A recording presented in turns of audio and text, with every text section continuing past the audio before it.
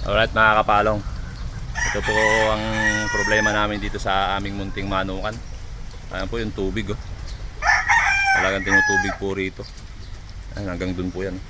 So ang ano po namin sinito, maggagawa kami dito ng drainage papunta ron sa likod. So ayan, nagpapaligo kami kahit umuulan kasi inabot kami kanina ng ulan. Kanina mainit po eh. Eh ngayon, tingnan mo tsura namin pare pre no. Basa-basa kami ng ulan.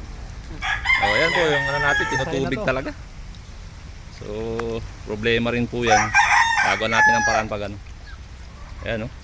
Pero hindi naman po lumalalim yan. Yung nga lang dito kasi dumada ng tubig galing dun sa kabilang ano dun. Yung kabilang area na yun. Dun bumababa dito.